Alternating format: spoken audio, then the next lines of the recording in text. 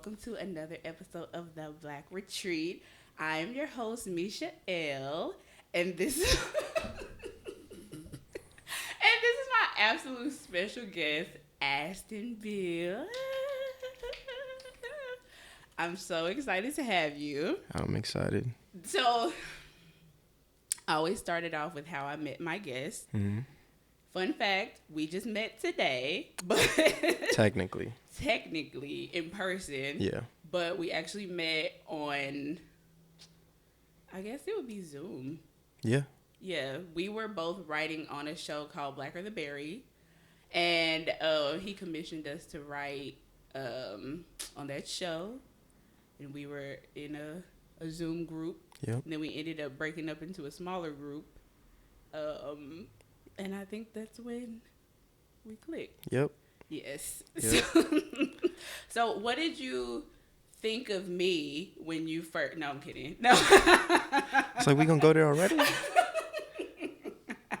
I'm just kidding. No, I thought you were hella cool, though. No, like, I definitely thought you were cool. Like, you were one of the few people who seemed, like, mature. I'm mature. Mature. You were mature. You were very, like, everybody, let's all come together and let's all be on one accord. Yes. Let's work together. And I was like, yeah, this is what we need. Please, somebody take control. That is very funny because I always think I'd be acting up, like, especially when Sam be in charge. I'd be like, I'm going to just do whatever I want to do. But no, it was definitely a delight getting to know you. And I'm like really excited. Like, y'all don't understand because me and Astin, we be talking to each other on social media like we know each other already. Absolutely. And when I was like, oh my gosh, like, I'm going to meet Astin today, I was very hype about it. So y'all get to meet him with me. And this is, it's a treat. Yeah. It's a treat for me. So It's a treat for me as well. So I wanted you guys to hear something. So I told Astin, I was like, I just need like some background on you. So can you write a little bio about yourself? And it's late. This is the first After Dark podcast that I'm shooting. So we're going to get a little grown and sexy. No, I'm kidding. But I'm totally kidding. But y'all listen to this. This was Astin's first line of his bio. Astin is a writer. He said, Astin is your typical Sagittarius sun and Cancer moon. What does that mean? He has no clue, but the women love it. Astin, where did that come from? I feel like, especially recently, when I am conversating with women, the astrology comes up, right? And so I just feel like I've been forced, not even forced, like I've kind of been interested in like learning about what it all means like to them. Mm-hmm. And then just getting to know more about how they perceive me because of it, right? Mm. So, the past couple of years I've been getting more and more in tune with it. Yeah. Still don't know what it means. Yeah. I was just about to say, what does being a Cancer moon mean? Because I'm also a Cancer moon. Really? I'm a Cancer sun and moon. Oh, my goodness. And I'm a Cancer. So, like, oh my goodness. Yeah. I think I'm like a Libra rising or something. So. You emotional, huh? Wow. So that's going to be the end of this episode. It was very great having you on. You look great in that robe. No. I actually am emotional. Okay. I'm emotional, but at some point I started being like, I'm an evolved Cancer now because I can control my emotions a little better than when I was younger. Because I used to, baby, you talking about tears? I'd be hurt. I mean, and see, that's the thing. Like, tears, I feel like, are okay. It doesn't matter how often. it's when you can't control like anger. Yeah. Yeah. That's when it gets a That little. was definitely one of my issues when I was younger. I Mm. used to be like, I'm Dr. Jekyll, Mr. Hyde. Like, I could be the sweetest person ever, Mm. but like if you had me fucked up, it was like that. Mm. Like, actually, I still kind of do it, but not so much. Like now, it'd be like, oh, you got me messed up. Like I just cut you off. Yeah. So because I'm not about to put myself through all that. So when's your birthday? December 8th. You're a Sag? Yeah, I'm a Sagittarius. Okay. Yeah. So is my daddy. Really? My daddy, and two of my sisters are. Hmm. Yeah, they're nuts. Not my daddy, but no, actually they're really level-headed most of the time. That's interesting because like I said, like when I say that, or like when women ask me that, or anybody Yeah. asks me that, they're like, "Oh, you're a Sagittarius," and I'm like, what does that mean? I don't know because I don't think I've ever dated a Sagittarius. What I don't like is Aquarius men. Just God, they get on my nerves. So I try to stay away from that. But other than that, I really don't know. Oh, and Cancer men. Nah, like I I'm friends with, I'm just, I'm surrounded by cancers and my friend groups and the people that I know. Yeah. That's where I'm going tomorrow to celebrate a friend's Mm. birthday. But I mean, everybody's, I can see like the stark difference between cancer women and cancer men. It's a lot because even though women are emotional, like we definitely hold ourselves better. I feel like because men, they'll be emotional. Cancer men will be emotional, but they'll try to act like they're not, and Yeah. it's like you're just really not doing a good job of this. Yes. Like you're trying to pretend like you're logical, Yeah. but really you're more emotional than I am, and I'll beat your ass. Like you need to calm down. So I would never do that actually, but it's a line I like to say because it gets the point across. For legal reasons. But no, you are definitely like Level headed. yeah, which I figured you would be. You're yeah, like he was like this on the Zooms and stuff. I try to be. Yeah, so I try to be. and I think that's really great. Thank you. You're awesome. So, Astin, as far as I know, you're a writer, photographer, and you love black art. I do love black art. And for work, you're a creative coordinator at a Creative agency. yes. Yes. Yeah. So what do you do? I work with a producing team and editors on TV spots and trailers for film and television. Yeah. Yeah. Cause I looked you up. Oh. After you sent me that bio, I was like, he's really not telling me like what he does. No. I wasn't. And I know you love black art because Yeah. you share it on your story like all the time. That's how I knew like you and Deontay were the same. I was like, these niggas really like brothers. Oh, yeah. Because y'all be sharing Gordon Parks. I'm like, these deep ass niggas. You should see our group chats. But I looked you up and I saw a trailer for. First of all, I don't know if you know that John David Washington was supposed to be my baby daddy. But there is a trailer. There is a trailer out that I saw for on his the next LinkedIn, movie. Yep. and you were the coordinator. So, like, what did you do? So basically, I'm kind of like the liaison of what goes on. So like first, what happens is we'll get on a call with the client, which is usually the studios, and they'll say, hey, like, we're sending you these materials for this movie. It comes out at this time. We're looking to have a trailer out by this time.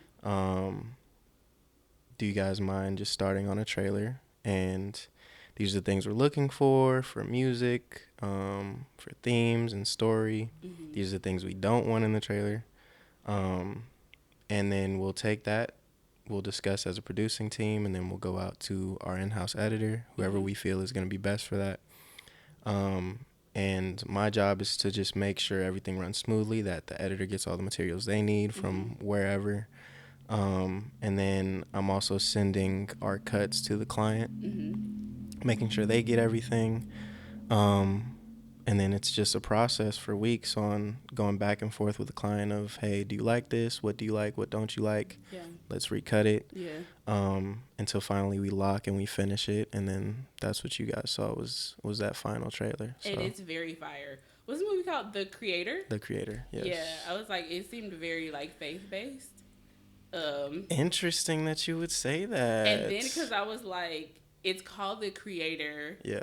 But I was like, it's not necessarily about Jesus, but I was like, well, there's definitely like faith undertones in it, like, and they talked about heaven a lot. It was a very good trailer. Also, the music was banging. Thank you. If you get a chance, look at that trailer. Shameless plug for my baby daddy's next movie. But and I hadn't even heard of the movie yet. Yeah, it's been it was kind of under wraps. Like I remember they announced it sometime last year, the year before that, and they just announced that John David Washington and Gemma Chan were gonna be in it because you know they're the two biggest maybe stars in the movie. Yeah. And that it was directed by this specific director, Gareth Edwards, who he did Rogue One and a couple other things like that. So there wasn't really much publicity on it. Yeah. So when I got there, it was actually the first thing that I worked on at this new company that I'm with. And how long have you been there? I'm coming up on 4 months. Yeah. How do you like it? It's nice. Yeah. I like it. I really like the people. Do you think that you'll like want to advance and like do more coordinating, or do you want to do something else? I think I'm still figuring that out. It looks like a lot of people move quick in this business. So they go from coordinator to associate producer to producer pretty quickly. It's just, if you really love it. Yeah. And I'm still learning how to do things, learning how to be the most efficient. And now that I'm kind of getting the hang of that, it's now, okay, how can I be creative? How can I give my creative input when and where? Yeah. Now that I kind of have the technicalities of it. Yeah. So I feel like I'll know by like a year or so if like this is something that I really want to continue pursuing or not. Yeah. But it's enjoyable. It's really enjoyable. Yeah. It seems like it. Yeah. Because earlier I asked you like, what do you actually want to be doing? Yeah. And you were like writing. Yeah. And like, why is writing better than that for you? I don't know. I just feel like you're creating what you want to create. When it comes to the business that I'm in, it's client focused, right? So you have to create something that they want. Yeah. They're not coming to you and saying, hey, we want you guys to make what you want to make. Yeah, like just do whatever. No, because again, at the end of the day, it's marketing. So although even the filmmakers of the movie wanted it to be a specific way, the studios and their marketing teams and the analytics and all of that, they go and look and they say, nah, we should maybe market it as this type of movie. And so we have to go back and say, okay, well, even though it's not that type of movie, we'll do our best to make it seem like it's that type of movie. Yeah. And that's just what it is. Yeah. So you want more creative control. Yeah, in a sense. So what types of stuff do you want to write? Tell me about it. That's a good question. That's something I think I've been thinking about a lot. And from what I can tell that I do like writing is kind of like these surreal stories that are grounded in everyday themes, especially through the Black experience and the Black eyes. So yeah, I like to mix like these surreal ideas with just reality and realism. Yeah. I don't like to go too surreal and I don't like to go too into just this is life. Yeah. But if I was leaning, I'd probably go towards more life because I feel like I want to connect with those and be relatable. Yeah. Which I feel like some people don't want because they want to be able to escape when they watch something. Yeah. But, it's like two sides of a coin.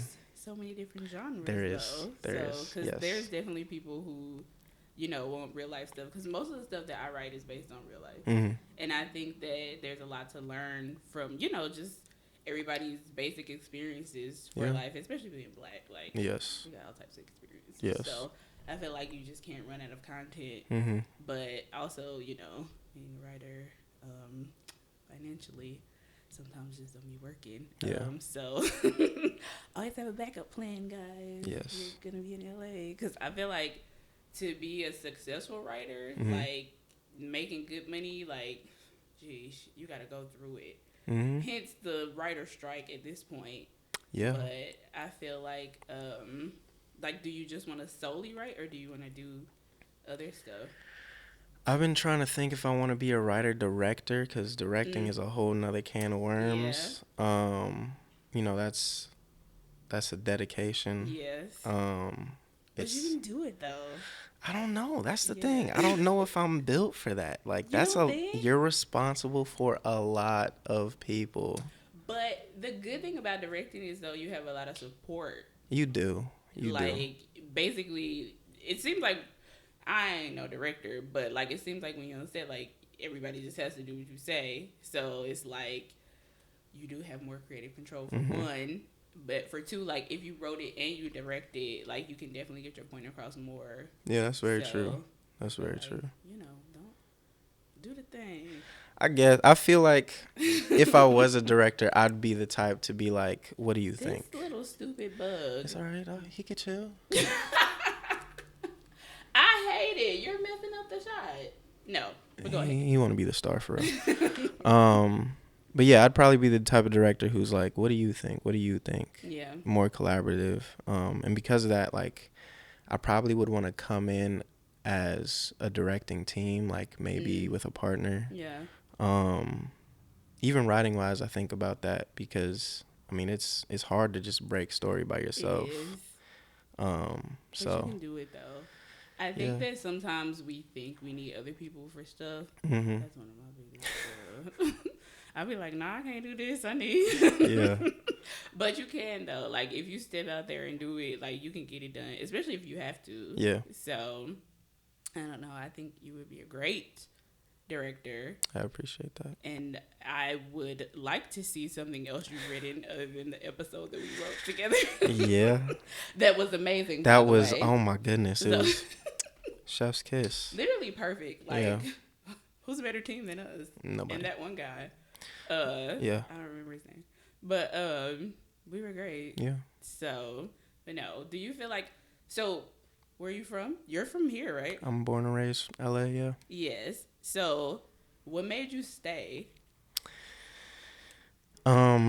It's Los Angeles, California. I know, but like, so many people are moving and leaving and blah, blah, blah. But what do you love so much about LA? I mean, because mostly everybody that's been on here is not from LA. No, that's true.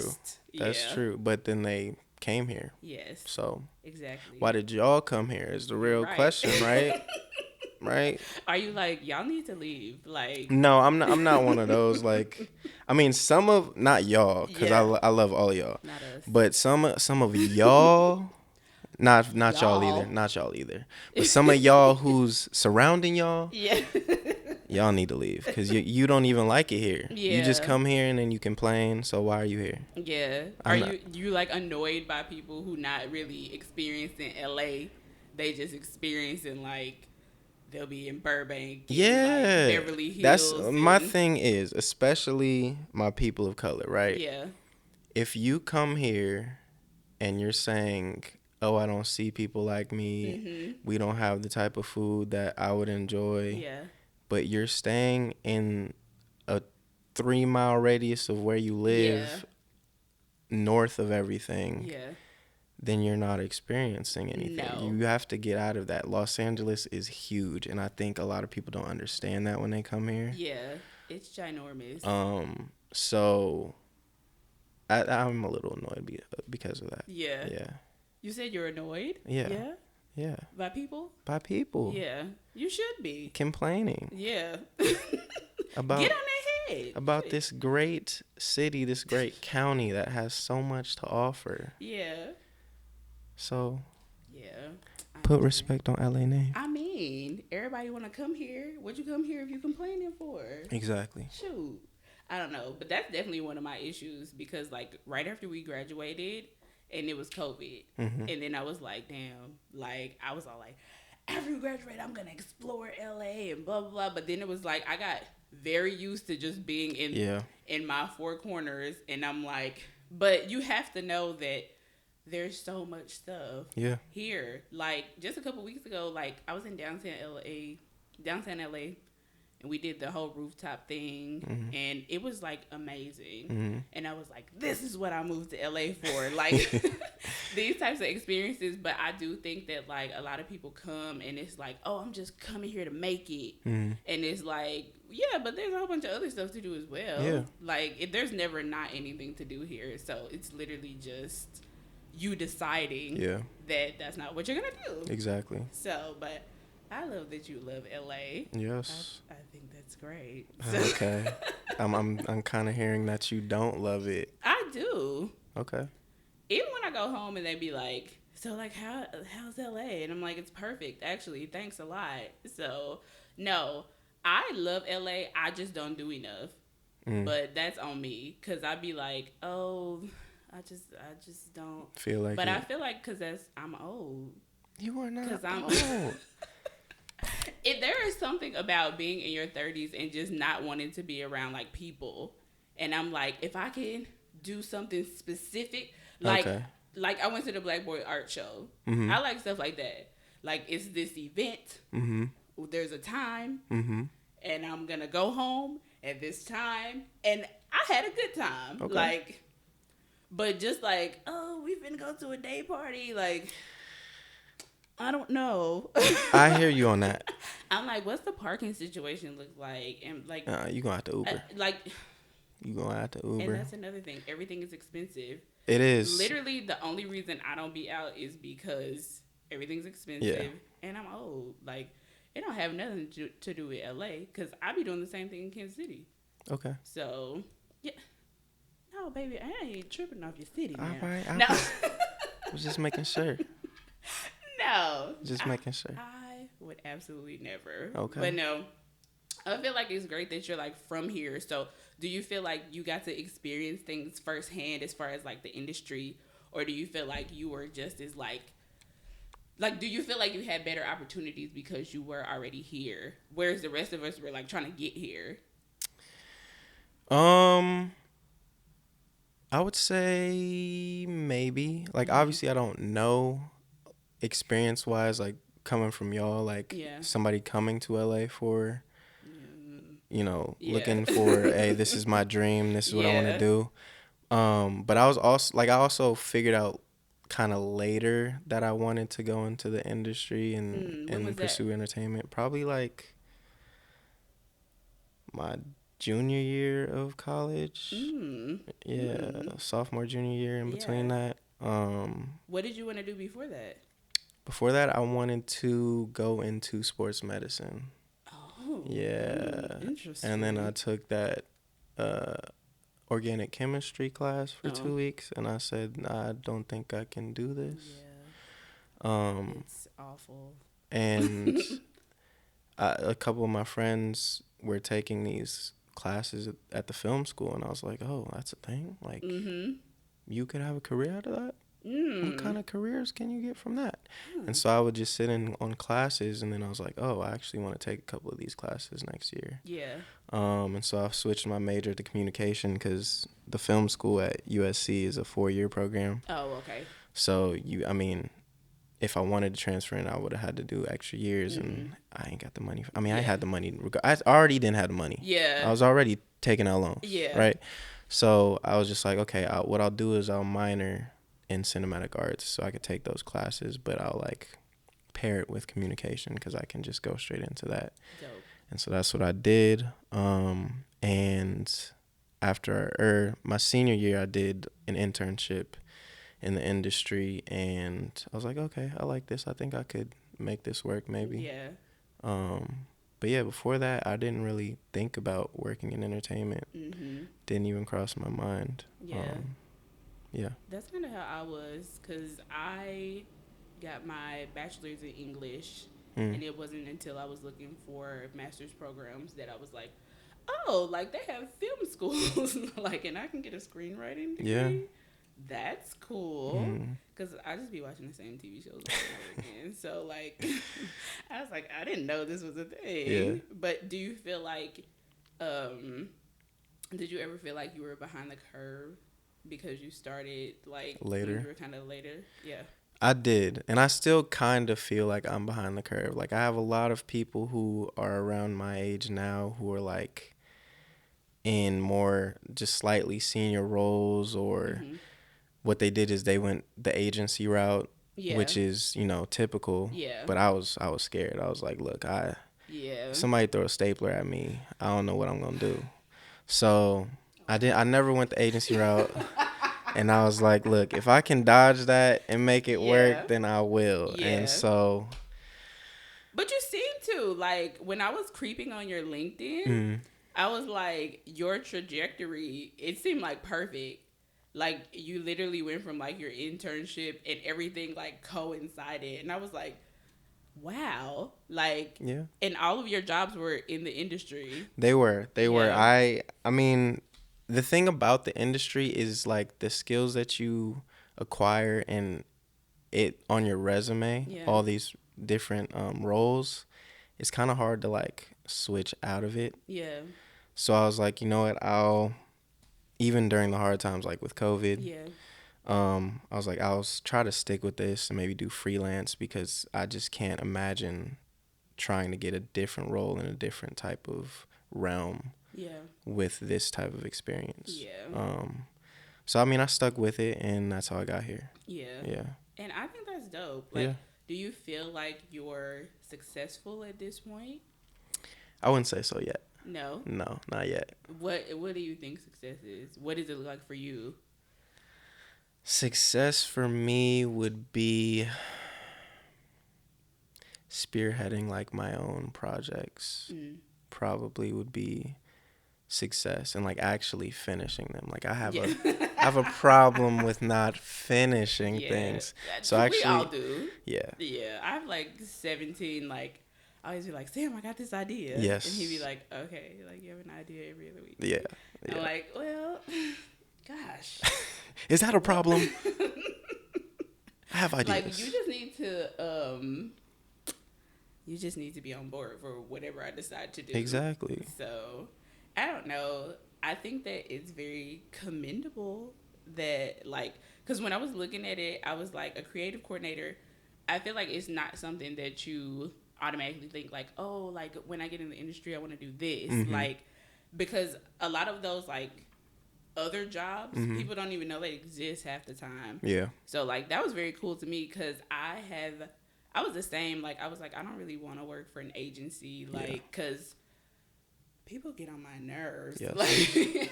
Like I feel like even at my job, like, people are bad enough. Yeah. And a lot of our clients are in the industry, and I'd be like, wow, like, y'all really jerks. Yeah. And that shit is annoying, but I think that it's commendable, just kind of working the system. Because at some point, like, when you are ready to break out, I feel like it's going to be seamless.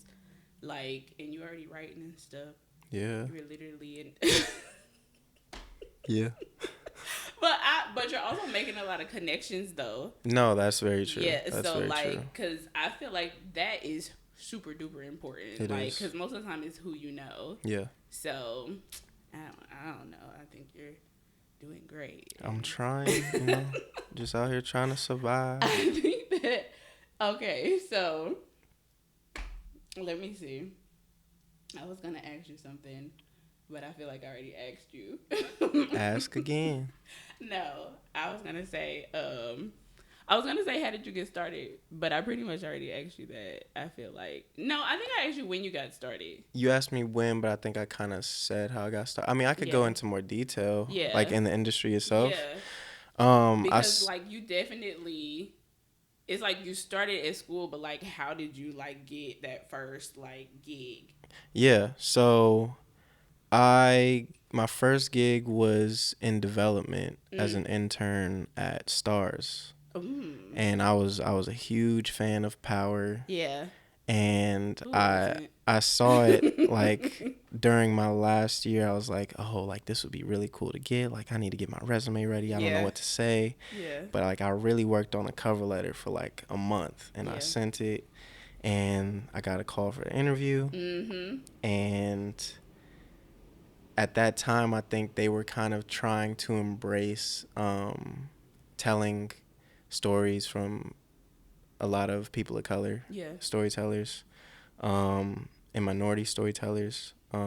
And so I think that's low key why they was like, oh, Yeah. we could use you. Yeah. Um, Are and there so a lot of minorities in your like field? in this Well, I specific should say field, like your more like your office. Like the company I work with now, they kind of yeah. make it a priority, Yeah. which Oh is good. again like working in this business. I don't know if I could do it with any other company Yeah. because just of the certain values that this company has, like That's I can good. agree with and be on board with. Um, but yeah, I mean, they definitely make it a priority to hire a lot of people who come from different backgrounds, and I think it helps. Yeah. Like you have so many different perspectives, Yeah. and it's needed, Mhm. especially with all the different types of projects that come in. Yeah. But when I was doing that first internship, I think I was the only black person in the office at the time, Mm. or at least in our department. I hate that. And how many of there were you, like all together? In that specific department, there was, I think, like 7 of us. Mhm. And it kind of crossed into the current programming department. Yeah. So with them, it was probably like 10 or 11. Mhm. Um, Mhm. And you light skin. okay. Yeah. Because we both light skinned.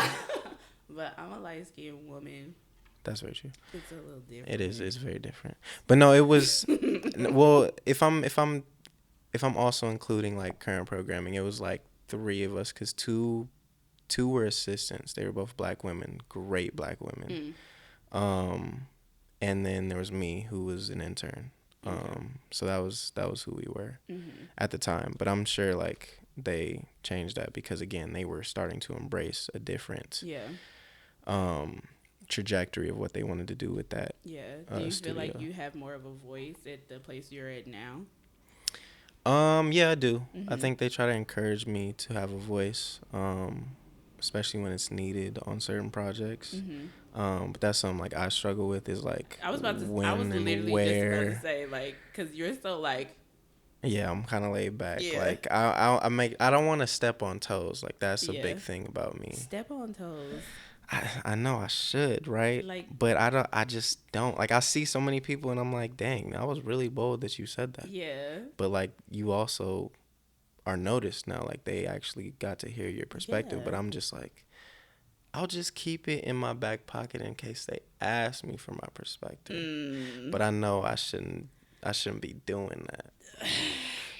I don't know. I'm very well, because I'm not really like quiet and stuff. So, but you know, I feel like there's a way for different personalities to step on toes in a way. But I feel like you being so like relaxed, like there's definitely tactics. Yeah. Cause you know people who are quiet and then one day they like, look, I ain't having this. Yeah. So, but no, just do your thing because like why not have your voice? You're there. No, I mean it makes sense. It's very important. It is. So I'm gonna need you to start speaking up. I will for you. Because thank you. I will for Thanks. You all heard that. So if Astin gets fired, it's not my fault. So don't do the most. you. Okay, I Just do won't do the enough. most. Enough. 'Cause Okay. yeah, but no, I think that's cool though. But also, I feel like, especially since you're a black man, Yeah. it's very important for you to be heard and like you better make sure that people see you. No, that's true, but also kind of on the reverse of that, being a black man, it's kind of anxiety inducing to do that because you never know how they'll perceive whatever it is you're saying. Yeah, You know? That's true. So it's like you kind of have to move carefully, Yeah. basically. It's like a And you kind minefield. of, yeah, and you Yeah. kind of start overthinking, and that's why I kind of get into the zone of like, okay, Yeah. I have this idea, but I'm just going to keep it in the back pocket Yeah. for when they need it. Yeah. And if they ask me, hey, yeah, actually, I was thinking about this. This is what I Yeah. think we should do. Yeah. But, like, obviously, if it's going to be some, you know, if they doing something that's like, okay, guys, Yeah. this ain't going I to just cut want to it. make sure you're sticking up for No, yourself. I am. I'm Because sticking black up women for. can't do everything for y'all. No, So. you are right about that. You are right. And that's something I definitely Yeah. learned. And I think I'll take it a step further. That's something that, like, like, looking back, it's like I need to do a better job of sticking up for you guys. Yes. So I don't even know what you've done or haven't, but yes, you need to. no, but yeah, so that's something that I've found that, like, okay, that's something that I need to work on, like, because y'all have just obviously done so much for us time and time again. Yeah, absolutely. We literally love y'all. So, like, yeah, get that shit together. Yeah. So, I'm listening. I'm sorry. No, you good. Switching gears. So, you were good. But no, okay. So, this has been great, y'all. This is Astin's first podcast. It is my I'm first actually podcast. very much enjoying this, and I love you real bad. So, I wanted to ask you. Okay. First of all, if you had a personal motto, what would it be? Personal motto. Yes. I do kind of have one that I say to myself every day during my affirmations. Mm-hmm. And it is, nothing is more resistant than loving myself and believing in myself. Mm. Yes. And what do you mean by it being resistant? When I think about being a black man, being a black person, Yeah. I think about, what it is to be our ancestors' wildest dreams. Yeah. Right? Yeah. And that, to me, it means a lot of resistance to Yeah. the type of society that we're in today and the society that we've been in. Mm-hmm. And so I always ask myself, okay, what is it that I can do to be resistant?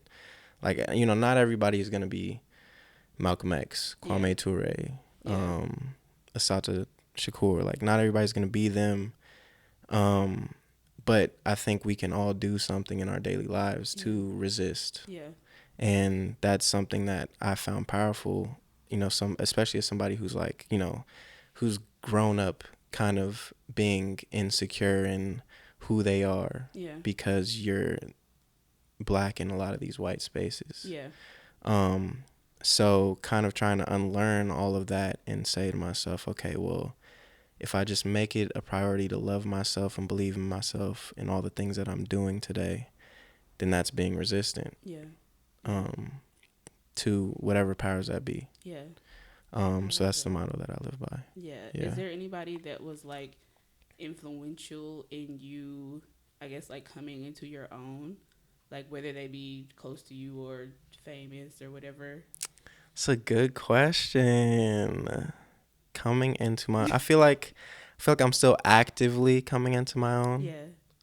I think I made it a priority to do that in 2023. Hell yeah. But I mean, I feel like I'm surrounded by a lot of great people who've like been campaigning for me to do that for a while. Yeah. Whether that's family, or friends. Mm-hmm. I've had my friends for a very long time. Yeah. And I'm very appreciative of them and the circle that they've formed around me. Mm-hmm. So it's hard to just say one person. I think my mom was she was like my biggest fan. Shout out to mom. And so, if it was somebody who was spearheading it, it would probably be her. But my dad as well. Yeah. He's like me. He's a very quiet person. Yeah. But like he has his moments of like, hey, like you did this amazing, or you are doing this amazing. I think it was what was this, last year? It was last year around this time, actually. I made a little small short film on my IG because I just do that sometimes when I feel I saw the one about your like mama. being creative. Yeah, so that was one. But I made this second one last year, and I didn't even, cause he's, I don't know, 60 almost, and Oh, I'm like, how he don't even be on yeah. IG for real. So Parents be lurking. yeah, so I guess he saw it and he was like, what you're doing with this, like, you can really like feel what you're trying to say. Mm, And that was like one of the biggest compliments he ever I gave to me. love that. Yeah. Yeah, especially from So your daddy. yeah, Like, psh, yeah. like, yeah, hell No. yeah. So Shout out I to was him for that that. that that really helped me, and that's something that I always think about Yeah. because And that's super important that he speaks life into you in that way. yeah, And that's beautiful that he does. yeah, So, yeah. shout out to dad. Shout out to dad. But my last question. Okay. If you could teach a master class on anything, what would it be? Masterclass. See, that's interesting because, like, is a masterclass different than a TED talk? I think it is. A Do masterclass, you think so? I think so, because a masterclass, you're like teaching something pretty specific, whereas a Yeah. TED talk, you could just be talking about anything. That's true. Yeah. So a master A class, more masterclass, specific. I would say bringing music and visuals together. Mm, Yeah. So how you can tell a story through both. yeah. Whether it's like, oh, you have a film and it's just missing something, or Mm, you need a specific yes. emotion in the scene, how you can bring music into that to make sure you're getting your point across. Or Absolutely. if you have music and you're like, okay, well, this needs a visual, Yeah. how you can bring visuals to that. Or if you just have a story to tell, Mm-hmm. how you can bring both into one thing, because Yeah. that's something that, like, as I've started to become a filmmaker, both of them inform each other for me. Yeah. And it's something that I want to do throughout the rest of my career, is kind of bring the two together, because I think they work very well together, Mm. and they're very Mm. synonymous, especially in the Black experience. Mm. Yeah. Right on, brother. I feel that. So Yes. the last thing that I know I said last question, like the last official question. So we are gonna play a little round of rapid questions. Oh, I'm going to ask you 10 questions, okay. and just the first answer you think of, shoot it off to me. This is gonna be the intrusive thoughts. Oh Lord. They're very simple. Okay. So it shouldn't be that bad. I don't think they're just look at me. You okay? Okay, I'm blind. Give me a second. Okay, ready? Mm-hmm. First question: what has been your favorite age so far? 23. I didn't realize I would kind of want to know the reason why, but they're rapid questions, so I have to keep going because you said it real fast. We'll but go back to that. You're right. Okay. What is your go-to lazy dinner? Ooh, just some white rice and some type of meat. Yeah, Okay. and a veggie like Brussels sprouts. What is your favorite thing to do in the summertime? Um, ooh, lay in a hammock in the shade and either listen to music, read a book, or talk to somebody. Okay. Okay. What item is worth spending more money on? Oh, that's a great one. I would say a item of clothing Mm. as an investment, like a specific piece. Mm-hmm. Yes, that's gonna obviously make you feel more confident in yourself. Mm-hmm. And yeah. Okay. If you could afford any car, which one would it be? Which one would you drive? That's the worst question to ask me. I'm not gonna lie to you. It's the worst question to ask me because I love a lot of darn cars. I don't know if we could curse on this. Well, yes, you can. I'm still not gonna do that because I'm a godly young man. Yeah. And I just been sorry, Lord. I will go with a Eleanor Mustang, which Okay. it's a classic Mustang. It's a very specific type of Mustang. I'll go with I'll that. have to Google that Okay. because I only know regular Mustangs, I think. Okay, let's see. If you could be transformed into one animal, which one would you choose? Tiger. Okay. Come on, Tony the Tiger. What is your hidden talent? I don't think I have a hidden talent. Some people would say that I can sing a little bit, Okay. but I don't agree with them. Come on, Al I Green. don't agree. Okay. You're gonna have to sing Love and happiness.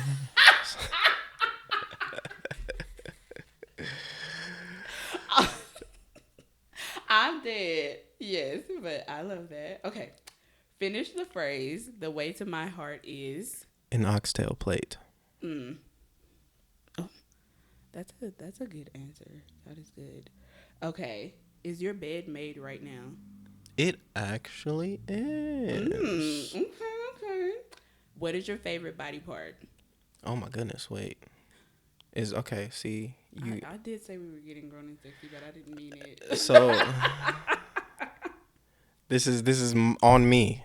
This body part is on me. Yes. Okay, I was just making sure. I like my hands, I guess. I get complimented. I get complimented on them a lot. Yeah. So, yeah. And the last question, what is your favorite song? Oh my goodness. Also the worst question to ask me. That changes literally every day. Today I will go with, oh man. It's either going to be D'Angelo or Prince today. I'll go with Prince today. She's Always in My Hair, the 12-inch version. Which comes on the B-side of the Raspberry Beret album. Look at you. That's so specific. Now I'm curious, what's your favorite D'Angelo song today? Today, he also has a cover of She's Always in My Hair, which is great. A lot of people don't cover songs great. Yeah. D'Angelo's not one of those people. Yeah. He covers everything amazing. He is amazing. Yeah. Me and Deontay talk about him all the time. But is it Spanish joint? No, I'm gonna go with Really Love. Really Love is my favorite. Anytime D'Angelo taps into that Spanish guitar, which he does a lot, it's good. It's gonna be a classic. It's good. Yes. And D'Angelo's amazing. Like, he is amazing. One day he should be on the Black Retreat. So D'Angelo, if you ever see this, hey, come on, talk to me. Please. So. I will be here too. Yes. But this was absolutely perfect. I'm so glad. I am so glad we finally met. And yes. This was an absolutely beautiful experience. Thank you. I told you I'd be doing It's that. okay. It waited till the end. It waited till the end. I'm so glad you came through to play with me. It was my pleasure. Retreat. And I hope that you come back someday. I will be. You let me know. Director. So, okay. Yes. You speaking something into existence, ain't you? And we're gonna sit down again, and you're gonna tell me about your production company that you have. Okay. So, and you will also tell me about yours? Absolutely. Okay. Absolutely. Okay. So. Okay. But this was amazing. Thank you so much for stopping by. And I will see you all next time on the Black Retreat. Nice meeting y'all as well.